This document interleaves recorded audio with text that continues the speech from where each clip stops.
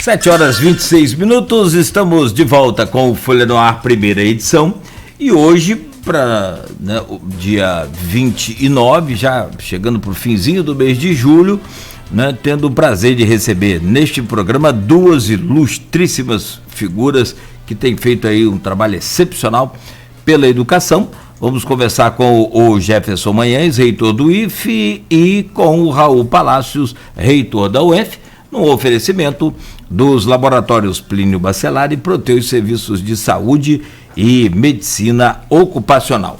Pela ordem alfabética, o Jefferson daria o bom dia primeiro, mas por ser o aniversariante da semana, deixa eu tomar a liberdade aqui de trazer o bom dia primeiro, não por ser mais velho também, não, porque, pelo amor de Deus, não por isso, mas pela homenagem ao aniversário dele, fez aniversário essa semana, está completando, e comemorando ainda, então, o nosso bom dia, e logo a seguir, então, trago o bom dia do Jefferson, mas primeiramente, Raul Palácio, muito bom dia, seja bem-vindo aqui ao nosso Folha no Ar mais uma vez, e parabéns aí pelo seu aniversário. Obrigado, Arnaldo, bom dia, obrigado, Cláudio, bom dia, Arnaldo, Jefferson, enfim, bom dia para todos os que nos escutam e os que nos assistem, não? Vamos deixar o Jefferson falar nesse primeiro período, que ele tem uma reunião, inclusive uma reunião internacional, então é bom a gente deixar o espaço. Eu só queria destacar que se está frio aqui em Campos, em Friburgo, onde eu estava ontem na reunião com o prefeito, a coisa realmente estava brava. Nossa. Eu saí de lá às 6 horas e a coisa estava muito fria. Imagina a madrugada como deve ter ficado lá em Friburgo. Então, bom dia para todos. Pode se preparar para o aumento aí das hortaliças aí que são fornecidas aqui para a região de lá. Deixa eu trazer o bom dia também do Jefferson, e o Jefferson está encerrando hoje as suas férias. E que férias, hein? 6 horas da manhã ele estava aqui no Guia. Dá tempo de eu fazer um café? Bom dia, Jefferson. Seja bem-vindo aí ao nosso Folha no Ar mais uma vez. Nosso querido Jefferson Manhães, reitor do IFE. Bom dia.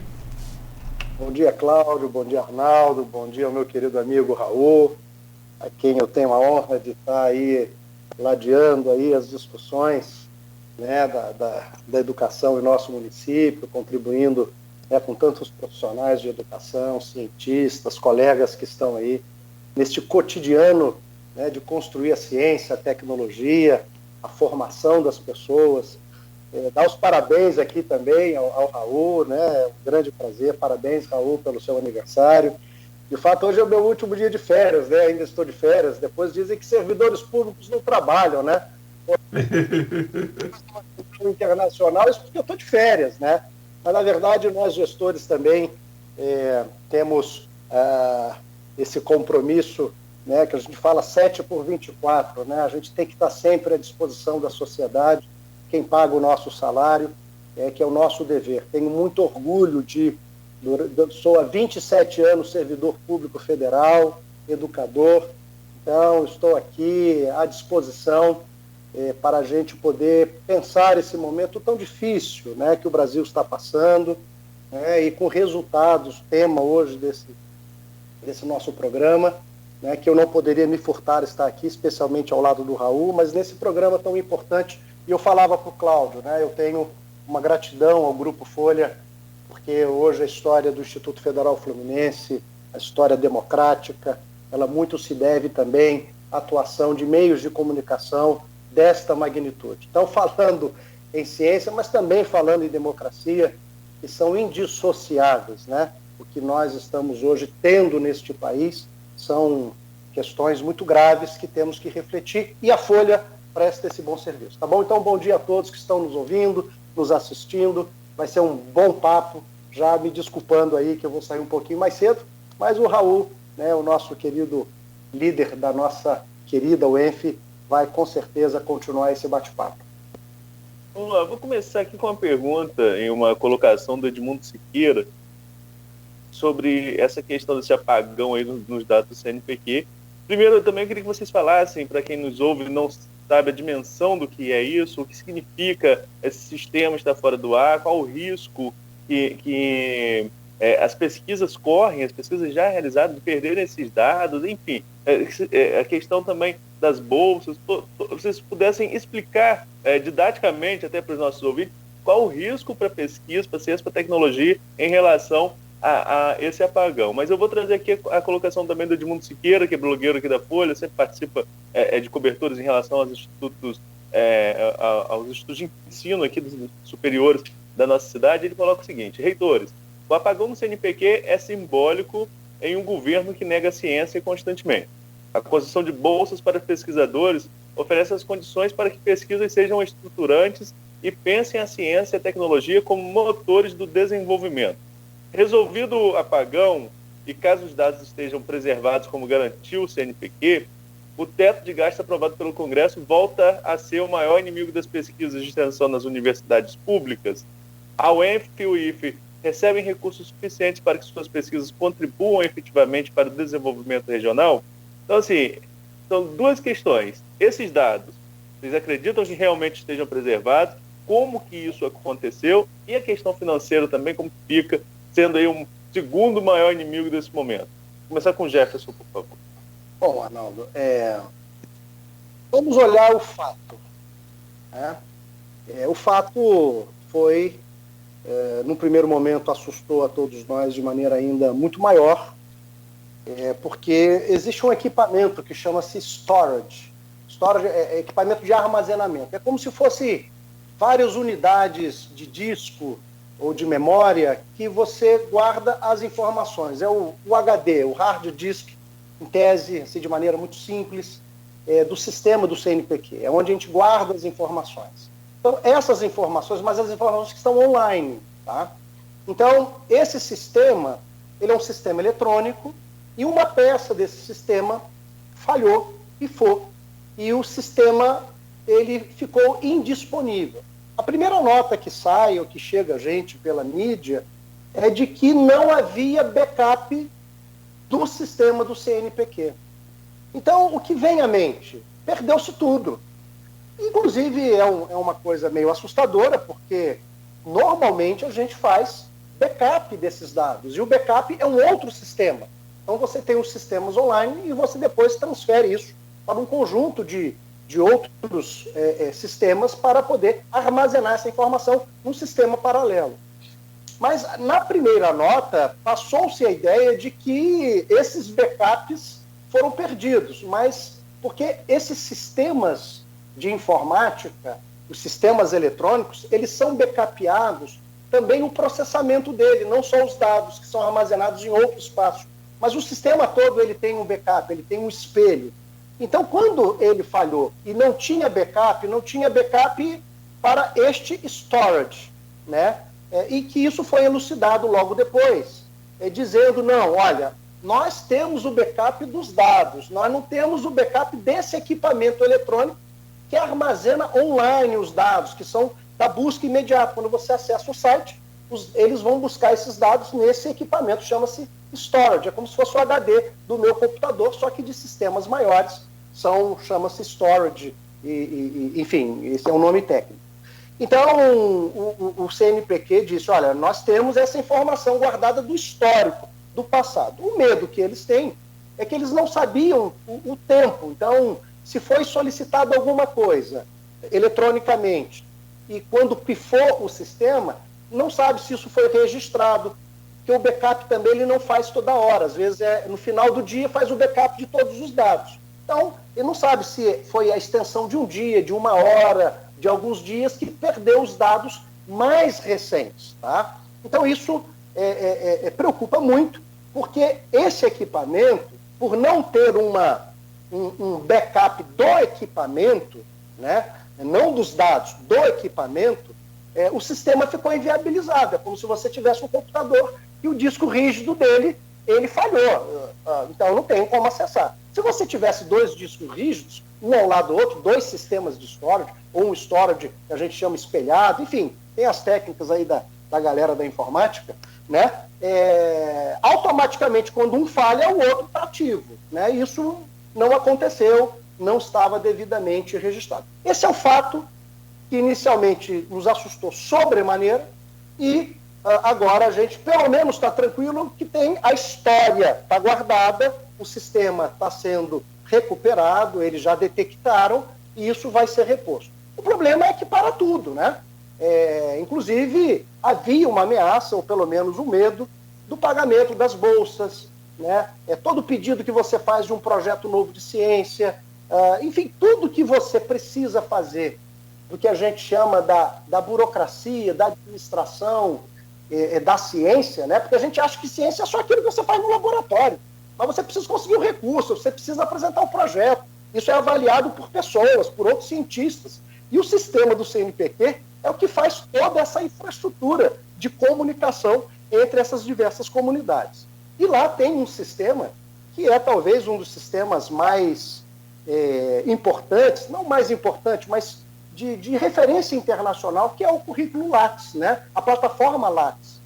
Nesta plataforma tem a história de todos os cientistas brasileiros, não só das instituições públicas, mas das instituições particulares também, que fazem ciência, e também de pesquisadores internacionais que têm relação com o Brasil em algum projeto de pesquisa. Então, é algo extraordinário. Imagina você perder isso, né? Eu estava aqui pessoalmente pensando, meu Deus, como é que eu vou? Eu não tenho mais currículo em nenhum outro lugar, está tudo na plataforma Lattes. Então, é um sistema altamente importante, que guarda a nossa história acadêmica. Quando a gente vai fazer um concurso público, a gente vai lá no Lattes, lógico que tem que ter a comprovação, mas é o Lattes que você pega. Então, hoje, o Lattes é algo visceral da ciência.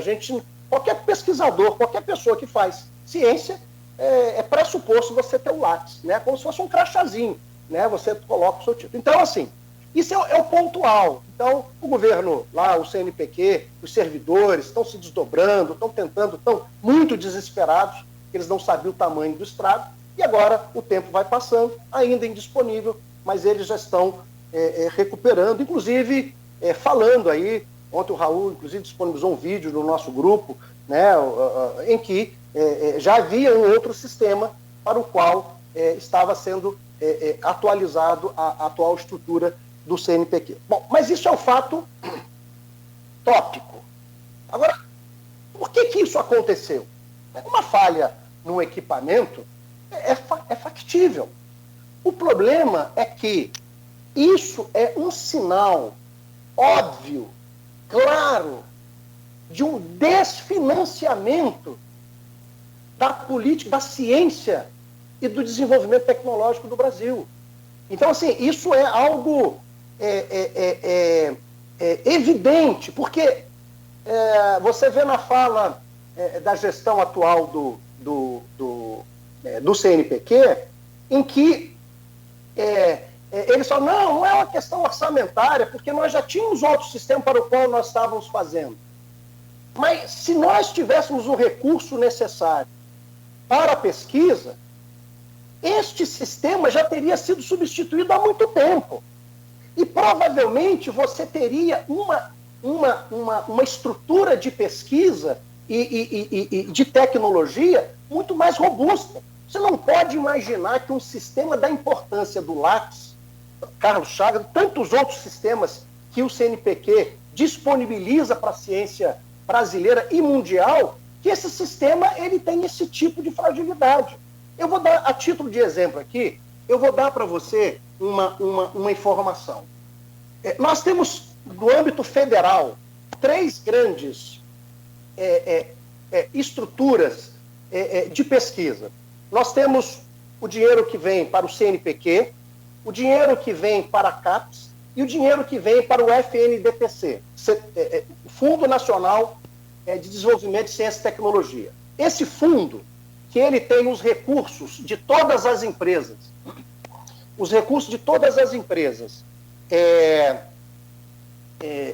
que exploram recursos naturais no Brasil, o Petrobras e tantas outras, que colocam dinheiro nesse fundo, ele é o nosso Fundeb da pesquisa, né? O fundo, e eu vou falar sobre ele se tiver oportunidade mais à frente, vai juntando o dinheiro dessas 3 principais fontes de recursos tecnológicos e de ciência.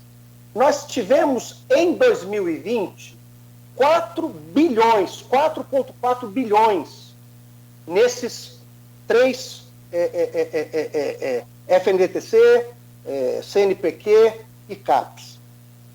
Este valor é o mesmo valor de 20 anos atrás que o Brasil tinha nesses mesmos espaços. De 20 anos atrás. Para você ter uma ideia, Arnaldo, em 2015, nós tínhamos 13 bilhões no CNPq, na CAPES e no FNDTC. 13 bilhões. Nós estamos com 4 bilhões em 2020 e esses recursos são menores em 2021. Então, nós regredimos 20 anos. Então, o desfinanciamento que começou a ocorrer muito fortemente a partir de 2016 neste país, na ciência e tecnologia, é com certeza um fator que influenciou essa fragilização do sistema de ciência e tecnologia nacional. Então, eu não tenho recurso esse ano, então eu vou pegar esse recurso, vou colocar em bolsa e eu vou deixar o recurso para o próximo ano para atualizar os meus sistemas. E eu vou adiando este processo até acontecer o que aconteceu. Ah, mas eu já tenho um sistema, então o governo está investindo. Isso talvez já deveria ter sido feito há mais tempo. Então, às vezes, eu não tenho o melhor equipamento, eu não tenho o backup dele, o backup online, porque é muito caro. Então, assim, isso é claramente um sintoma do desfinanciamento da pesquisa brasileira, o que a gente fica muito preocupado, porque a sociedade, Cláudio, Arnaldo, a sociedade tem percebido o que é ter um parque científico e tecnológico, especialmente agora nesse período de pandemia. Nós provavelmente não teríamos a metade daqueles que morreram hoje se esse país tivesse, primeiro, tomado as decisões corretas, mas não só neste momento pandêmico, mas historicamente. E só não é pior o que nós estamos vivendo hoje, porque como na educação, o desinvestimento hoje não reflete imediatamente hoje, vai refletir daqui a 3, 4, 5 anos, assim como o investimento. Então, de 2005 até 2015, nós tivemos uma curva ascendente. Saímos em 2005, 4 bilhões e fomos para 2015 para 13. Isso caiu para 9, isso caiu para 8, isso caiu para 6,7 em 2018, isso caiu para 6 em 2019, isso caiu para 4,4 em 2020 e caiu ainda mais em 2021. Só que não está pior porque nós tivemos esse investimento. É uma herança bendita. Ao contrário do que se diz, não é uma herança maldita, é uma herança bendita que está garantindo que as coisas não sejam mais caóticas. E eu quero aqui dizer a vocês, né, o que nós estamos assistindo, a outra consequência desse desfinanciamento é a fuga de cérebros. Só para vocês terem uma ideia, nós tivemos pedidos para trabalhadores qualificados, entre eles pesquisadores brasileiros, só para os Estados Unidos. Isso aumentou 130% com relação a 2015, ao período lá de 2012 a 2015. 40% a mais do que 3 anos atrás. As pessoas qualificadas desse país, elas estão saindo, sabe por quê? Porque o pesquisador sério hoje, que defende a vacina, que desenvolve a vacina, está sendo achacoalhado nas redes sociais. Quando um professor vai dar aula, eu estava no avião com uma professora que pediu transferência de uma universidade federal para outra, porque pessoas entraram na sala dela, ameaçaram, porque ela estava exercendo o seu papel como docente. Se você não concorda comigo, use o argumento, mas não use a violência. Use o argumento. É assim que a gente faz ciência, é assim que a gente dialoga. Ninguém tem que pensar igual, mas eu tenho que respeitar o outro ponto de vista. Como diz Leonardo Boff, todo ponto de vista é apenas um ponto. Ele não é a vista completa. A vista completa dá riqueza aqui de todos nós. O Raul tem uma abordagem, você tem outra, Arnaldo, Cláudio tem outra, e a gente cria consensos, cria dissensos qualificados também. Então, Nós estamos falando aqui que nós estamos perdendo os nossos jovens, porque eles começam a perceber que a pesquisa que ele desenvolveu no doutorado e no mestrado, lá na Fiocruz, lá no Butantan, lá na Universidade Federal aqui estadual, no Instituto Federal, né? Eu tenho vários alunos nossos que estavam no Polo de Inovação Tecnológica que estão nos Estados Unidos. A gente fica feliz, o meu aluno agora conseguiu uma oportunidade nos Estados Unidos ou na Europa. Em tese, pessoalmente, a gente fica feliz. Mas é triste, porque esse menino e essa menina, eles estão agora usando o seu talento, aquilo de melhor que o Brasil investiu nela, com dinheiro público. Eles estão indo agora gerar riqueza nos Estados Unidos, no Canadá, na Europa. Então, do ponto de vista individual, a gente fica feliz porque mostra que esse jovem tem uma qualidade na sua formação, mas ele está fugindo do Brasil porque não tem oportunidade, porque ele não tem um laboratório qualificado, porque não tem um reagente. Quando ele vai comprar um reagente aqui no Brasil, demora 4, 5, 6 anos, 6 meses. Isso tem que importar. O crédito para importação esse ano foi diminuído para o CNPq, as isenções fiscais com relação ao ano passado.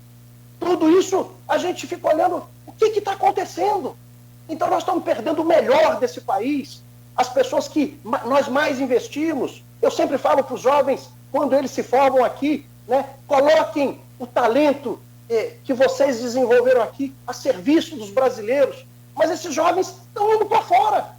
Então, esse conjunto de desfinanciamento, o que aconteceu no CNPq é um sintoma de um problema muito mais grave que nós estamos vivendo. Então, espero eu que a sociedade, diante da pandemia, viu que se nós começássemos a vacinar em dezembro, talvez teríamos 100, 200, talvez, quem sabe, 300 mil pessoas que não tivessem morrido. Nós poderíamos ter aqui uma estrutura na Fiocruz ainda maior, no Butantan. Butantan e Fiocruz fazem vacinas há muito tempo. Eles têm eu me lembro quando eu ia para a fazenda do meu pai, né, e falava, tem um soro, né, antiofídico, esse soro é lá do Butantan. Quanto tempo o Butantan tem uma história? E aí, olha que coisa, um grupo começou a defender a Fiocruz, contrário ao Butantan. Os dois são patrimônios do Brasil, são cientistas brasileiros, investimento do dinheiro do trabalhador e da trabalhadora desse país. E eu estou fazendo igual Fla-Flu. Que é isso, gente? São cientistas. E se é do Butantan, então não presta. Se é da Fiocruz, então presta, porque aqui veio o federal contra o estadual. Que é isso? Arnaldo, só em termos de valores. E aí é bom falar, porque gosto de comparar com São Paulo. Vamos comparar com São Paulo. O CNPq tem hoje 1,2 bi para toda a ciência nacional. A situação nossa não é pior por causa de fundos dos órgãos de fomento estaduais, como FAPERJ e FAPESP. Só a FAPESP, que é o fundo, que é a Fundação de Apoio à Pesquisa do Estado de São Paulo, tem o mesmo valor esse ano do que o CNPq tem para todo o Brasil. Então, vamos discutir números. Vamos discutir quem está colocando dinheiro na pesquisa.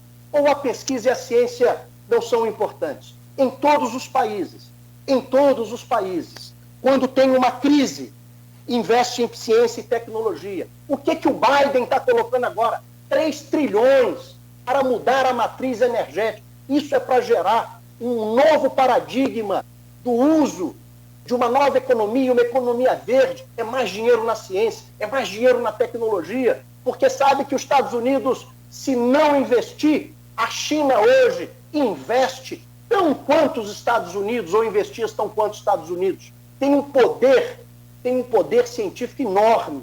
Então eu quero aqui só dizer que o que aconteceu lá no CNPq, a gente explica tecnicamente. O que a gente está difícil de explicar é que mesmo diante de uma pandemia, este país talvez não aprendeu a lição que é um processo histórico de investir em ciência, em tecnologia, em educação, que nós vamos romper os problemas verdadeiros deste país. Essa colocação do Edmundo, do apagão no CNPq, é simbólico em um governo que nega a ciência constantemente. Vocês acham que isso realmente é o reflexo da realidade? Arnaldo, deixa o Jefferson terminar, que ele tem que sair, aí depois eu posso argumentar. Só mais 5 minutos aqui, eu queria dizer, vamos pegar números e fatos. Então vamos lá. Nós temos um fundo, o FNDTC, que é o fundo que tem o dinheiro, parte dos royalties da exploração de petróleo, acredito eu, da Vale, eles têm que pegar uma parte do dinheiro e colocar nesse fundo para desenvolver a pesquisa. Esse fundo são 5,3 bi. 5,3 bi, só para aplicar na ciência e tecnologia. O movimento de todos os cientistas brasileiros, da SBPC, das universidades, dos institutos, para que esse fundo no ano passado foi contingenciado em 87%. 87%. Então, mais de 4 bi não pode ser usado no ano passado na pesquisa, no ano da pandemia. Esse ano estava contingenciado 90%. Então, a Câmara dos Deputados, o movimento que todos nós fizemos, nós conseguimos reverter, saiu uma lei no final do ano, e essa lei dizia o seguinte: o dinheiro do FNDTC não pode ser contingenciado. Os 5,3 bi tem que ir todo para a ciência. 5,3 bi, eu estou falando, o CNPq tem 1,2 no orçamento, seriam mais 5,3 bi para a ciência. O que aconteceu? O presidente da República vetou. Então ficou disponível 500 milhões. Vamos pegar os deputados. Deputado Eduardo Bolsonaro votou contra. Foram 385 votos a favor de não haver o contingenciamento e 18 contra. Principalmente o PSL e o Partido Novo foram aqueles que majoritariamente, ou que um grande número de deputados votaram. Desses 18, 385 a 18. No PSL, aqueles mais ligados ao governo federal, até acredito eu, porque é no entendimento da política do governo, a Bia Kicis, o Eduardo Bolsonaro, são eles, também votaram contra. Aí foi para o Senado. No Senado, foi de 71 senadores a favor de não ter contingenciamento contra um contra. Arnaldo, te dou um prêmio. Quem votou contra no Senado contra o descontingenciamento? Fala aí, só para ver se você tem de 72, você tem uma chance. Quem você acha que votou contra? É que foi Flávio? Exatamente.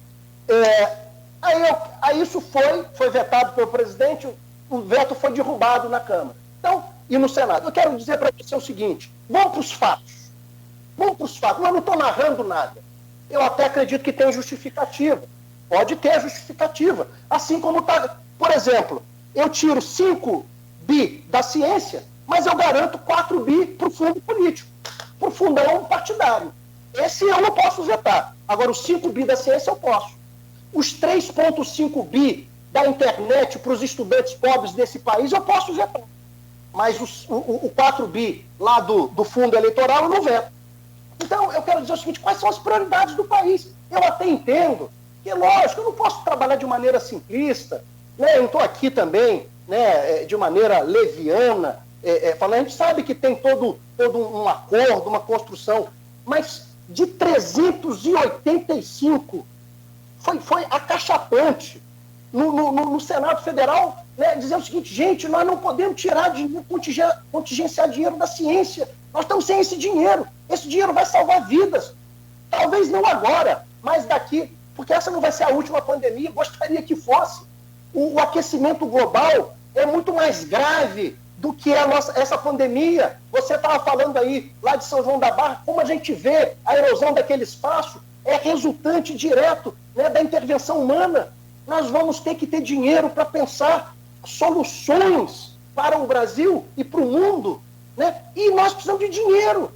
Então, eu quero dizer o seguinte: como você fala, nos parece, aí eu estou falando, olhando orçamentariamente, tá? Orçamentariamente, diante dessas decisões que os deputados mais alinhados ao governo, e eu estou falando, 385 votos a 18, o governo federal tem muito mais de 18 votos na base dele, né? Mas 18 parlamentares diretamente, parte deles diretamente ligado ao governo federal, como eu citei o nome aqui, quis citar aqui de alguns, para não ser leviano também, mas só para mostrar o alinhamento, nos parece que a ciência e a tecnologia não é a pauta prioritária da política atual. Eu tenho pouco dinheiro? Tá bom. Então a gente vai ver aonde você está priorizando.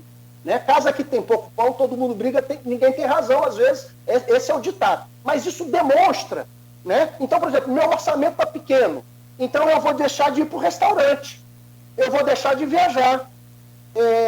O plano de saúde geralmente é o último que a gente deixa. Às vezes a escola do nosso filho, quem pode pagar a escola do filho, é o último. Mas também, se não tem, eu trago e boto na escola, na outra escola, na escola mais barata, ou numa outra escola que esteja mais próxima da minha casa. Mas eu tento segurar o plano de saúde, porque eu sei que se meu filho não tiver saúde, ele não vai.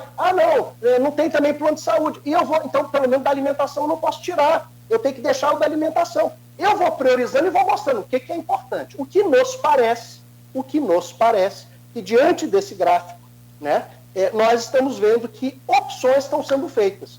E a ciência e a tecnologia nos parece que não é a bandeira principal da atual gestão, não é a bandeira principal, e pelos deputados que eu apontei para você, né, naquilo que concerne diretamente a recurso, que salvaria a ciência esse ano, né, eu estou falando, Arnaldo, vou te dar um outro número.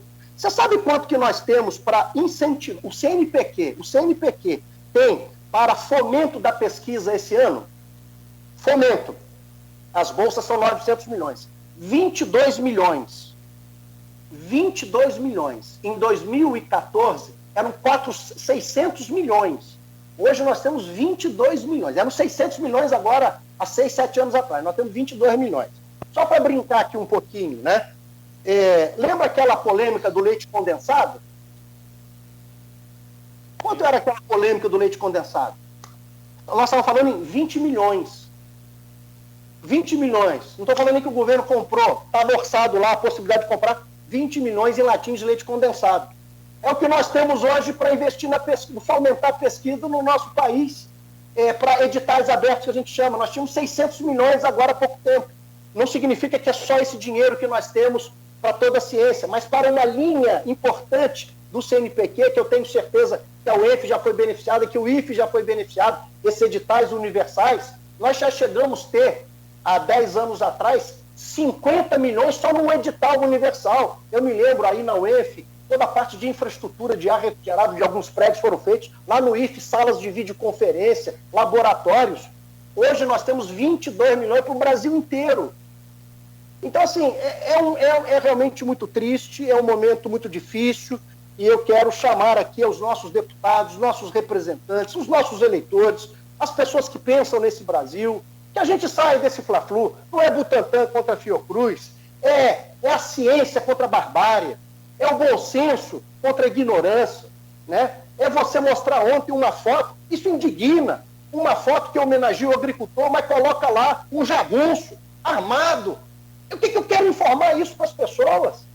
Eu vou homenagear o trabalhador ou vou homenagear muitas vezes aquele que atira, aquele que mata? É isso que eu quero.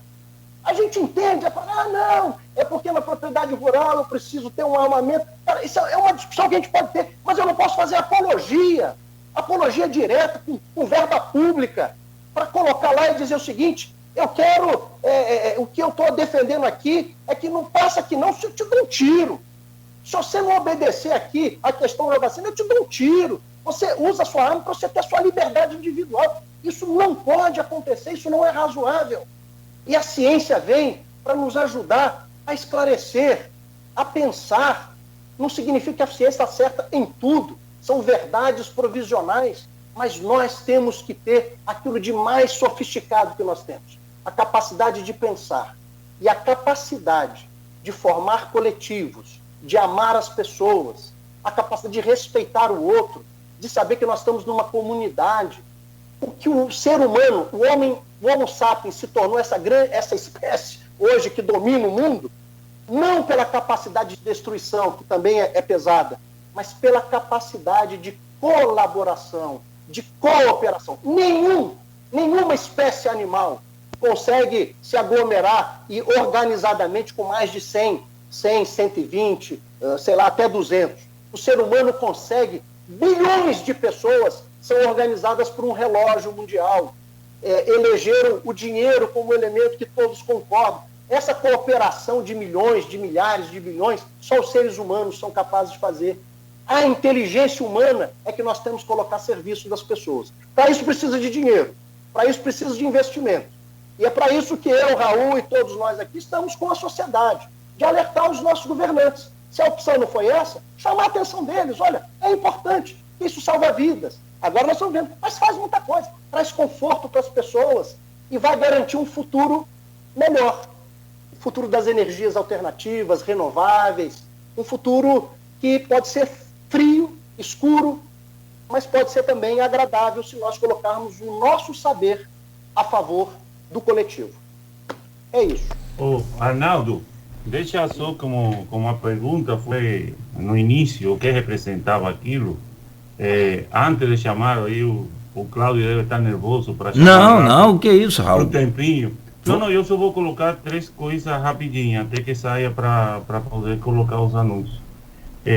O que aconteceu foi um desrespeito com a ciência.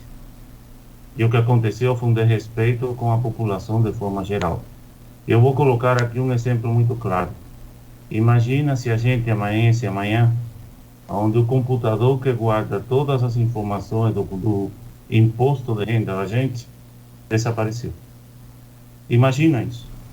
Imagina se a gente amanhece amanhã e o computador do banco, da Caixa Econômica Federal, que está pagando os auxílios, está pagando todos os programas sociais, de repente desapareceu. Imagina se a gente acorda amanhã, entendeu? E todos os computadores do Banco do Brasil que têm a informação de N projeto, de repente desaparece. Imagina o que não significaria isso para as pessoas. Para a gente, a perda do computador e o problema que o Jefferson explicou para a gente, ele simplesmente significa a perda da referência da ciência para o pesquisador brasileiro e para o pesquisador estrangeiro em relação à ciência no Brasil. A gente tem já mais de uma semana sem referência em relação à ciência aqui no Brasil. É só o que significa para a gente a perda desses computadores. O resto é consequência.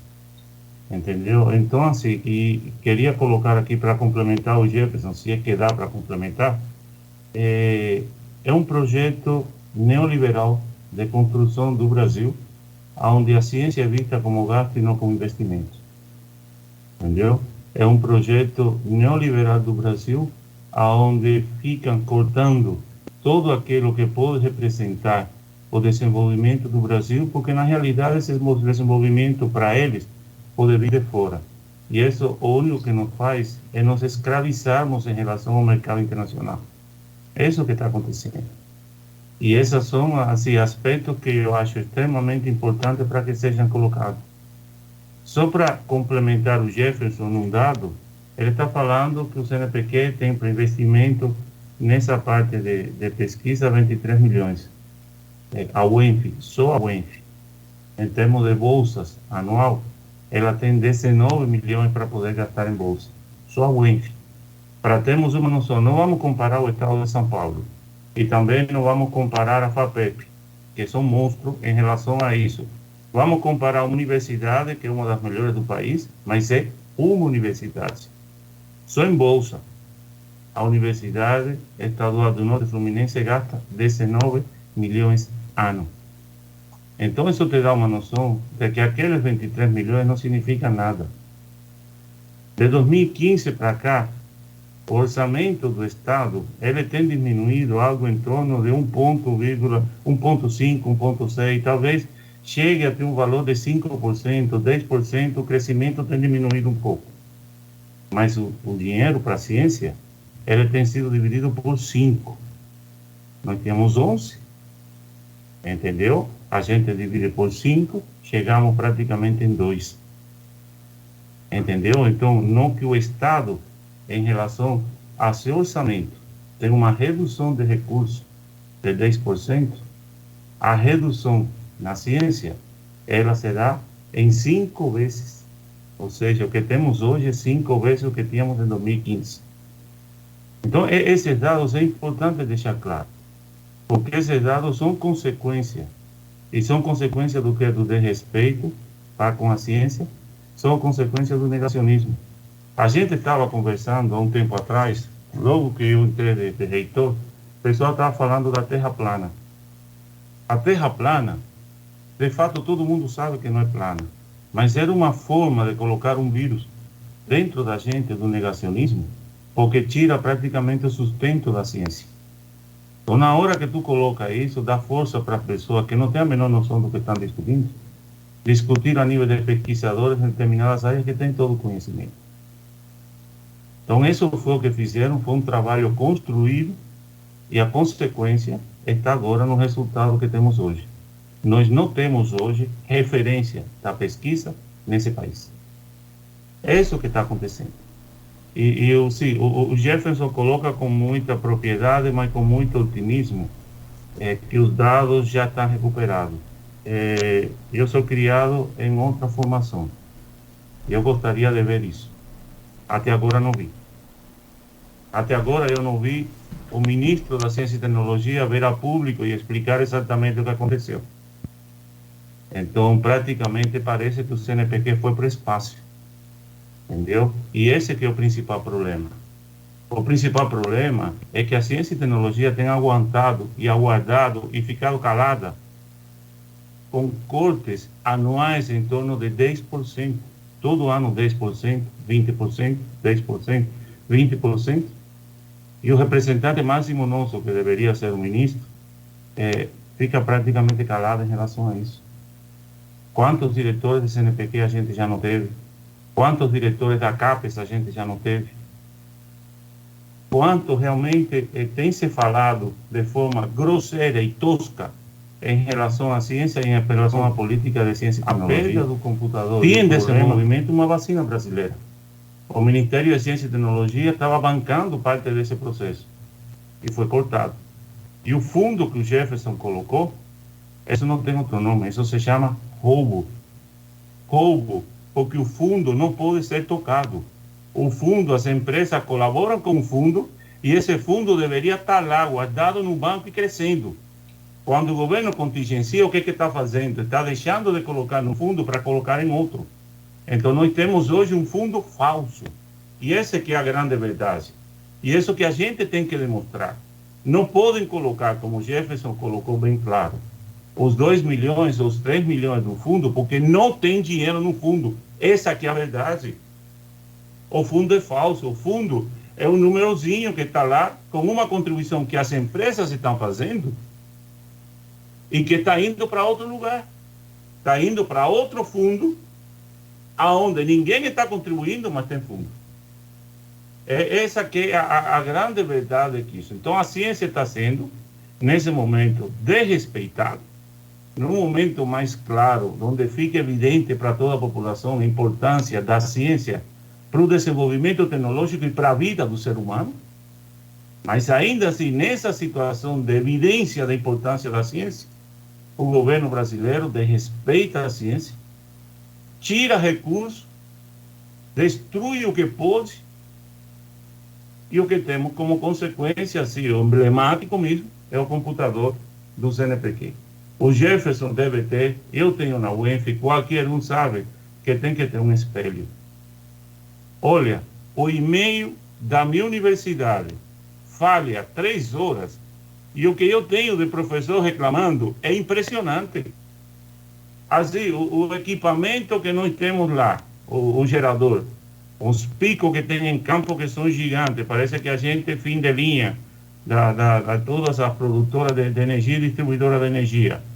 Os geradores não se ligam para poder compensar isso.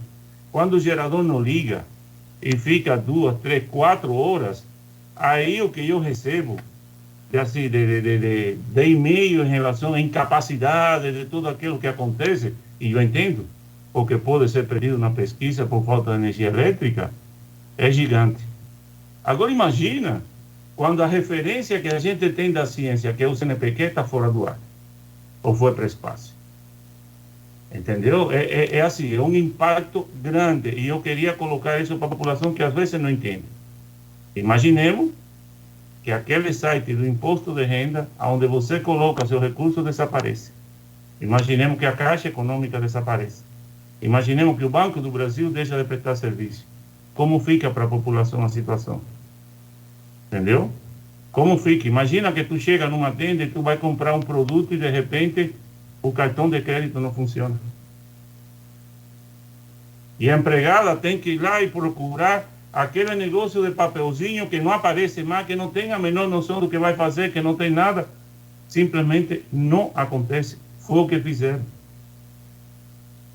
Foi o que fizeram. E agora a gente pode falar que foi arbitrário, que foi um erro, que foi um acidente? Eu não sei. Quando eu deixo de colocar proteção dentro do sistema e recurso para manutenção do sistema, eu estou provocando um acidente. Sinceramente, é isso que eu penso. Eu estou jogando com muito, digamos assim, com muita sorte, quando isso não acontece, e tivemos muita sorte que não tivesse acontecido antes. Mas é emblemático, mas é o primeiro dos problemas que todo mundo está reconhecendo agora. Mas virão outros. Porque a situação continua a mesma e até hoje eu não vi uma explicação do ministro de como vamos evitar que isso aconteça de novo. Até hoje eu não vi por que a gente não tem uma peça similar. Eu não sou da área de computação, o Jefferson é. A gente não tem uma peça similar para poder trocar e voltar a funcionar de novo. Estamos falando de tecnologia que dá para imprimir, colocar numa impressora praticamente qualquer produto. Estamos falando de um país do tamanho do Brasil, um país continental. O Brasil não consegue comprar esse equipamento e colocar para resolver esse problema logo. Entendeu? Ou seja, o que eu quero colocar é que onde o Jefferson coloca prioridades, nós já passamos disso. Já não é um problema de não sermos prioridades. Já é um problema de que realmente está nos faltando o respeito. Nós somos a vírgula dentro do orçamento federal.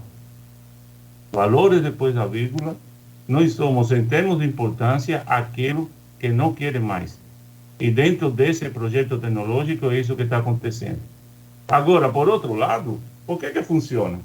Porque, como o Jefferson falou, a gente tem milhares de trabalhadores na ciência e tecnologia empurrando para frente. A gente tem pessoas trabalhando até horas bem tarde para que isso aconteça. A gente tem pessoas tirando do seu recurso pessoal para que isso funcione. A gente tem servidores públicos e não públicos garantindo o funcionamento disso. E se fosse por eles, a gente estaria passando o papelzinho de um para o outro para que o CNPq não tivesse ficado fora do ar. Então, é um desrespeito para todos aqueles que nos dedicamos à ciência e à educação desse país. Então, eu não posso chamar de outra forma. O Jefferson talvez um pouco mais polido que eu em relação a essa parte. Para mim, um desrespeito, uma vergonha o que está acontecendo com a gente, e a gente perdeu simplesmente a referência da ciência brasileira durante esse período de mais de uma semana. Até quando o país vai aguentar isso? Até quando o país vai aguentar um governante que permite que essas coisas aconteçam? Até quando a gente vai aguentar um Congresso que não faz nada em relação a isso? Até quando? Essa é a minha pergunta. Já morreram mais de 500 mil pessoas. Achacoalham a ciência, achacoalham a educação, acabam com tudo. Até quando a gente vai deixar que essas piranhas continuem nos sangrando? Essa é a palavra. Muito bem, são 8h15. O Jefferson já, né, deveria ter saído, mas por educação e gentileza, né, como sempre, habitual do Jefferson estar aqui conosco. E ele segue então para sua reunião. Jefferson, eu quero te agradecer, quero fazer um intervalo, mas tem aqui, rapaz, um bom caminhão de... Você sabe que... Só uma intervençãozinha rápida. A gente tem que convidar o Jefferson depois para falar sobre aquela fala do Lindbergh, né? Então, a sua intervenção era... na verdade, um start aí do que eu ia trazer aqui também. A gente tá igual o time do Fluminense, tá jogando assim, né? Quer dizer, não tá igual o time... Bom, não. Vamos subir a qualidade. Vamos melhorar isso aí. Futebolística, hein? Não, o Palmeiras está em primeiro lugar, tá? Aí. Então vamos lá. Bom, então vamos lá. Por exemplo. Mas tem aqui... Dois brasileiros, tudo bem, vamos lá. Bom, mas vamos lá. Cláudio, me despedir. O Jefferson, calma aí, Jefferson. Jefferson, por gentileza, só um instante. É porque o Arnaldo está falando que a fala do Lindbergh teve com você e falou, rapaz, esse cara tem que entrar para a política. Esse Jefferson Manhães tem que entrar para a política e tem que ser prefeito de Campos. Aí já surgem aqui uma série de comentários sobre você querendo ser candidato. O pessoal da Garagem do Caldo falou aqui que você seria um candidato, sinto o cheiro de candidato. Outro aqui também Terezinha, tem uma série de comentários aqui, e por fim o próprio Maurício Batista, enfim, falando sobre isso. Então é isso que o Arnaldo falou, mas nós queremos agradecê-lo, desejar boa sorte, bom dia, e aproveita aí o seu último dia de férias com esse monte de reunião que você tem aí. Isso, muito obrigado, é um grande prazer, e vejo tudo isso como um reconhecimento do papel desse Instituto Federal, que vem transformando vidas ao longo aí de 110 anos aqui em nossa região, né? E naturalmente todos aqueles que têm a oportunidade de estar à frente desse projeto, ou ladeando com a nossa comunidade educacional, de alguma maneira recebe também esse respeito e esse carinho da comunidade. Então aqui um forte abraço a todos. Raul, muito obrigado, e obrigado pela compreensão, mas eu também não poderia deixar de aceitar esse convite, de falar um tema que nos preocupa e que nós estamos aqui, um ao lado do outro, para tentar fazer desse Brasil melhor. Tá bom? Um abraço a todos e vamos ter oportunidades de conversar sobre vários temas ao longo do tempo. Tá bom? Um forte abraço a todos. Se Deus quiser. Bom dia, Jefferson. Obrigado aí pelo carinho. Raul, o senhor, por gentileza, permaneça, siga conosco, Arnaldo Neto também. Algum comentário, Arnaldo? Tudo ok? Vamos para o intervalo, então. A gente fecha esse bloco e o Folha no Ar volta em instantes, no oferecimento dos laboratórios Plínio Bacelar e Proteus Serviços de Saúde e Medicina Ocupacional, inclusive com exames toxicológicos para a carteira de habilitação, né? Então você pode contar com o laboratório e também com o Proteus Serviços de Saúde e Medicina Ocupacional.